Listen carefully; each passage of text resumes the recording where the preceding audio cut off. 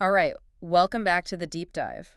Hello again. Today we're getting into a real classic, a book that still gets people talking, thinking about success, mindset,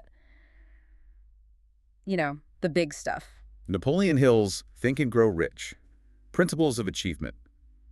It's definitely foundational for a lot of people. It really is. Yeah. And our plan today, our mission, let's say, is to kind of pull out the core nuggets. Yeah, the absolute essentials you need to know. Think of it as a shortcut to understanding these principles Hill believed lead to, well, major achievement. Exactly. And it's not just about money, is it? Though that's in the title. No, not at all. It's packed with practical steps. Some pretty amazing stories, actually, showing how these ideas work in different areas. We're going to cover everything from, like, building that initial desire Right. all the way to tapping into what Hill called infinite intelligence. Yeah. It's quite a ride. It is. He lays out this whole system, really. And it starts, maybe surprisingly for some, it starts inside. Right, with your inner world. That's Oh. the foundation. And the very first spark, he says, is desire, the starting point of all achievement. He kicks off with that huge statement, whatever the mind can conceive and believe, it can achieve. Sounds simple, maybe a bit cliche now, but he meant something very specific. Yeah, what kind of desire are we talking about here? He really hammers this home. It's not just wishing. It needs to be a burning desire. Yeah. Definite, almost an obsession. An obsession, wow. Yeah, like developing this deep emotional connection to your goal, so strong it just dominates your thoughts, pulls you through setbacks. Okay, so how do you actually get that kind of intense desire? He has steps, right? Oh yeah, very specific steps, almost like a ritual. Okay, walk us through it. First, define exactly what you want, crystal clear. Got it. Then, figure out precisely what you're willing to give in return. There's always a price. Makes sense. What next? Set a definite date. When will you achieve this? Okay, a deadline. Yep. Then create a clear plan to get there. The how-to. Right. Then you write it all down. A concise statement covering all those points. And then you read it. Aloud. Twice a day. Morning and night. so you're constantly reminding yourself, programming yourself almost. That's the idea. Autosuggestion, which we'll get to. And he uses stories to show this isn't just theory. Like the Edwin C. Barnes one with Oh, Edison. exactly. That's a perfect illustration. This guy Barnes, he didn't just want to work with Edison. No, he just showed up, right? Looked like a mess. Looked like a tramp, Hill says. Ooh, Rode a freight train, no appointment, nothing. Just walks in and declares he's going to partner with Edison. that takes guts. Or maybe something else. It was pure, unwavering desire. So strong, so focused, that Edison, eventually gave him a shot just to see what this guy was made of. And it worked out. It did.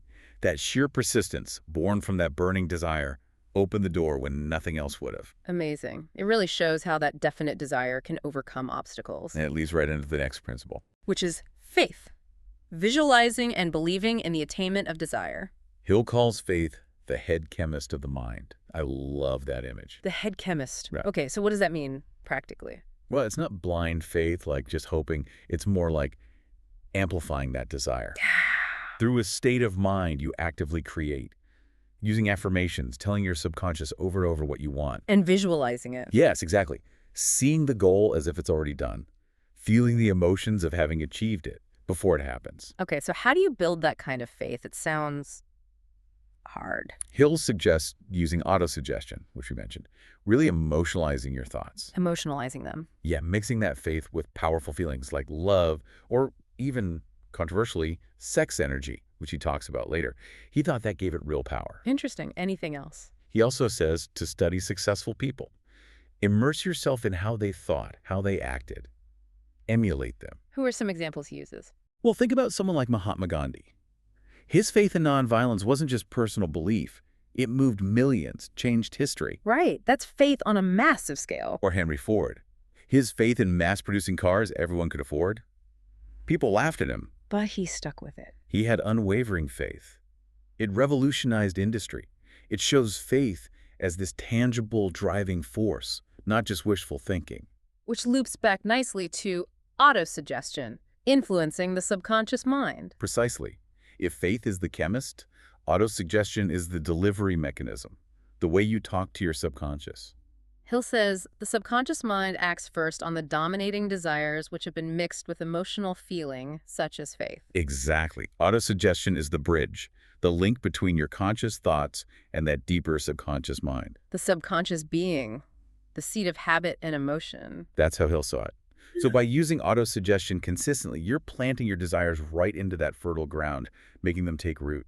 So what are the best techniques for autosuggestion, according to Hill? Again, very practical. Speak your desires out loud, with feeling. Okay. Visualize achieving them, like we said with faith. See it happening. Right. Really emotionalize the words you use. Don't just recite them flatly. Feel it. Yeah. Feel it. Repeat it consistently, day after day, and focus intently when you're doing it. No distractions. It sounds like you're trying to convince your subconscious it's already real. That's exactly it. Make the suggestion so vivid, so compelling, your subconscious accepts it as reality. It takes concentration, repetition, and that emotional connection. Did Hill use this himself? Oh, yeah. He shares personal stories about overcoming big challenges using these exact methods. It's presented as a very practical tool. Okay, so we've got the inner world sorted, desire, faith, autosuggestion.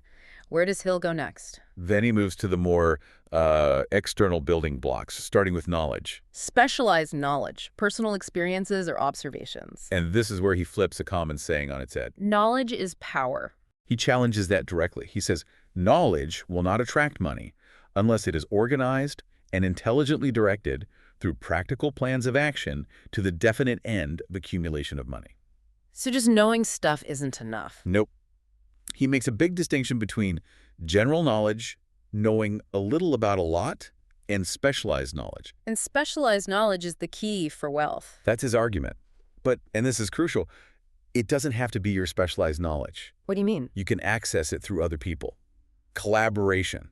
That's a game changer. Okay, that makes sense. So how do you get and use this specialized knowledge effectively? First, figure out exactly what knowledge you need for your specific goal. Be precise. Then, find reliable sources for it. People, books, courses, whatever. Okay. Commit to lifelong learning in that area.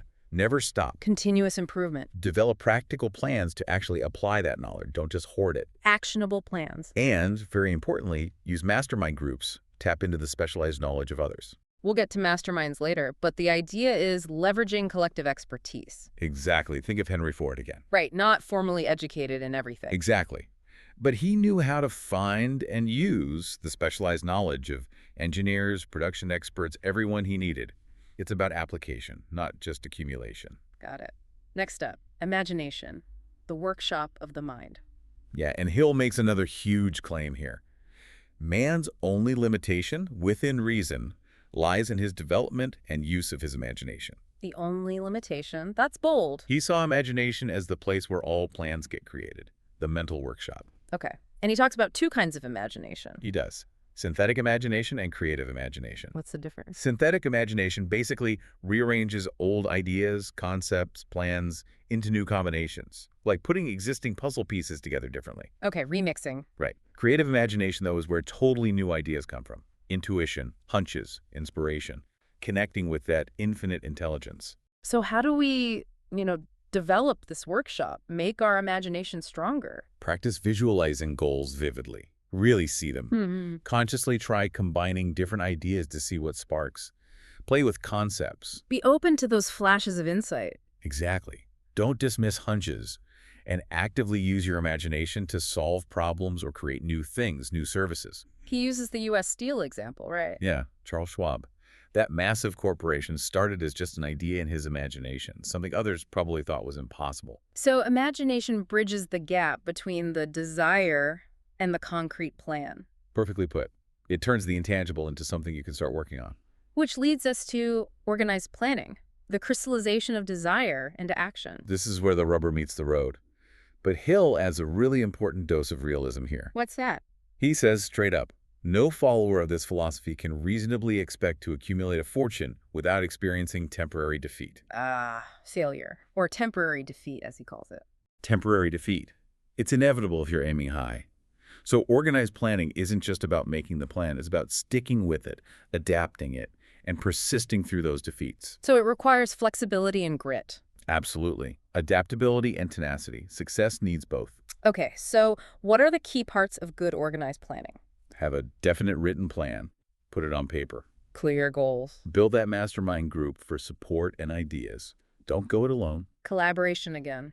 Be ready, even eager, to change your plan if it's clearly not working. Don't be stubborn about the method. Learn from mistakes. Rigorously. See failures as feedback, stepping stones, and develop leadership qualities to actually execute the plan. He even gives practical advice on marketing yourself using these principles. Yeah, it gets very specific, showing how to apply planning to your career. Okay, planning sets the stage, but then you need to push through barriers. Next up, decision. The mastery of procrastination. This is a big one. Hill is blunt. Procrastination, the opposite of decision, is a common enemy which practically every man must conquer. An enemy. He sees it as a major roadblock. Huge. He observed that successful people make decisions quickly and firmly, and they stick to them. While unsuccessful people Tend to decide slowly, if at all, and change their minds constantly. Indecision and procrastination are failure habits. So becoming decisive is key. How do you do that? Gather the facts you need, sure, but don't get stuck in analysis paralysis. Right. Endless research, no action. Exactly. Learn to trust your judgment. Make the call. Take ownership. Take full responsibility for the outcome, good or bad. Learn from it either way. And crucially, don't ask for too many opinions. They're not. Too many cooks spoil the broth, basically. Yeah. It dilutes your own conviction, leads back to indecision. He uses a powerful historical example here, doesn't he? The signing of the Declaration of Independence, a group making an incredibly high-stakes decision, swiftly and firmly, knowing the potential consequences. And that decision changed the world. It shows the power of collective, determined decision-making against huge odds. And once you've decided, you need persistence, the sustained effort necessary to induce faith. They're completely linked. Decision without persistence is useless. How does Hill define persistence? As an essential factor in the procedure of transmuting desire into its monetary equivalent. Basically, sustained effort. Just not giving up. Pretty much. It's the sheer willpower that keeps you going when things get tough. Through failure, criticism, everything. Without it, plans just fall apart. Exactly. Even brilliant ideas die without persistence. So how do you cultivate persistence? Is it something you're born with? Hill says no. It can be developed, like a muscle. Okay. First, you need that definite purpose backed by that burning desire we talked about. That's the fuel. Got it. Then, a definite plan and consistent action. Keep moving. Keep showing up. Maintain a positive mental attitude. Shield your mind from negativity and doubt. Easier said than done sometimes. True, but crucial. Also, have that mastermind alliance. People who encourage you, hold you accountable. Support system. And finally, recognize the symptoms of lacking persistence, like making excuses, believing others, quitting easily and consciously fight them. He mentions Edison and Ford again here, right? Classic examples. Edison's thousands of failed light bulb experiments, Ford's early business failures and ridicule. They just kept going. Their success was built on unbelievable persistence. Hill makes it clear. It's a state of mind you choose and cultivate through habit. Okay, so those principles focus a lot on individual drive, but then Hill expands outwards. Yeah, the principles he saw as more universal, connecting us to something larger. Starting with the power of the mastermind, the driving force. We've touched on this, but what's the core idea? It's based on this fascinating observation Hill made. No two minds ever come together without thereby creating a third, invisible, intangible force, which may be likened to a third mind. A third mind. Synergy. Exactly.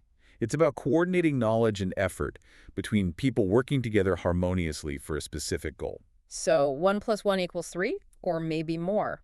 That's the idea. This alliance creates an intellectual and energetic boost, generating ideas and power beyond what any one person could manage alone. How do you make a mastermind group work effectively? Choose members carefully. Complementary skills, shared purpose are key. Makes sense. Have a clear goal everyone agrees on. Meet regularly. Maintain harmony. This is vital. Positive energy. No negativity allowed. Pretty much. And it has to be reciprocal. Everyone gives and receives value. And Ford used this principle effectively. Extraordinarily well, Hill says. He suggests it works on both an economic level, leveraging skills, and even a psychic level, creating a shared intelligence. Okay, now for maybe the most controversial principle, the mystery of sex transmutation. Yeah, this one definitely raises eyebrows. Hill states point blank, the emotion of sex contains the secret of creative ability. Secret of creative ability. What does he mean by transmutation? He saw the sex drive as the most powerful human emotion, the strongest energy we have. Okay. Transmutation, in his view, meant redirecting or sublimating that intense energy away from just physical expression. Towards what? Towards creative work, intellectual pursuits, business building, anything requiring intense focus and drive. So channeling that energy. Exactly. He believed doing this could unlock massive reserves of imagination, courage, willpower, persistence, basically supercharging your creative ability. It wasn't about suppressing it then. No, not suppression, but redirection. He argued that the energy used for procreation could also be used for other forms of creation. And he linked this to highly successful people. He observed that many highly accomplished individuals seemed to possess strong, vital energies and knew, consciously or unconsciously, how to channel them productively. He also connects it to using love and romance as high-level inspiration. Interesting. Definitely a unique perspective. What's next? The subconscious mind, the connecting link. We keep coming back to this. Yeah, it seems central. How does he frame it here? As the connecting link between the finite mind of man and infinite intelligence. It's working constantly, day and night. On whatever thoughts you impress upon it. Yes. He states, you may voluntarily plant in your subconscious mind any plan, thought, or purpose which you desire to translate into its physical or monetary equivalent. So you're saying we can consciously program it to achieve our goals? That's the core of his philosophy, really. Understand the subconscious, influence it positively, and you shape your reality. How do you influence it effectively? We mentioned autosuggestion. Yes. Consistently feed it positive, constructive thoughts. Use autosuggestion with emotion. Harness strong feelings to amplify your desired thoughts. And get rid of the negative stuff. Actively eliminate negative emotions. Fear, doubt, worry. He saw these as poison to the subconscious because it's always on, always absorbing. It doesn't filter. Good or bad, it takes it in. Exactly. So it can be your greatest ally, working tirelessly for your goals, or a major adversary, reinforcing your fears, depending on what you feed it. Wow. Okay, and the final principle ties a lot of this together, right? The brain, a broadcasting and receiving station for thought. This is where Hill gets quite expansive, maybe even a bit esoteric for some. How does he put it? The brain may be compared to a broadcasting station, which has two main functions, transmitting and receiving. Like a radio. That's the analogy he uses. He was drawing on ideas about vibrations and thought energy popular at the time. So he believed thoughts could be transmitted and received between minds? He implies this, yeah, suggesting the brain can pick up vibrations of thought from others and broadcast its own. This was his way of explaining things like intuition or mental telepathy. It may be the law of attraction. It definitely provides a basis for that kind of thinking within his framework. So how would you use this idea practically, according to Hill? First, recognize thoughts aren't just internal fluff. He saw them as having real energy, like vibrations. Okay. Maintain a positive mental frequency to attract positive thoughts, ideas, opportunities, like tuning your radio dial. Use visualization to broadcast your desires. Exactly. Send out clear signals of what you want to achieve, and stay open to receiving ideas, insights, inspiration. From where? Other people? Or that infinite intelligence? Potentially both. The idea is that your thoughts actively influence your reality. They aren't just passive. This principle really pulls everything together, suggesting our inner focus has a direct impact on the outer world. It does. It's the capstone, suggesting a much deeper connection between mind and reality than we usually consider. It's a call to be incredibly mindful of your dominant thoughts. So let's wrap this up. Looking back at all these principles, What really stands out is that Think and Grow Rich isn't just a collection of tips. It's a whole system. yeah, a comprehensive, interconnected philosophy for achieving goals. And like we said, way beyond just money. It's about personal mastery, really. Transforming yourself first. From managing that initial desire, building faith, To the using knowledge, imagination, planning, persistence. leveraging the mastermind, understanding energy, influencing the subconscious. And finally, seeing the brain itself as this powerful transmitter and receiver. It's a roadmap for focused achievement. It really emphasizes that the inner work comes before the outer results. Absolutely. It all starts in the mind. So a final thought for everyone listening. As you reflect on this, maybe think about which of these, say, 12 core principles you might already be using, even unconsciously. Good question. And then maybe identify one principle that really resonates, one that, if you truly mastered it, could genuinely transform an area of your life. And building on that last, perhaps most intriguing principle, how might really internalizing that idea of the brain as a broadcasting station change how you approach your thoughts each day? What signals are you sending out? Something to definitely think about. Absolutely. Well, that's our deep dive for today. We'll see you next time.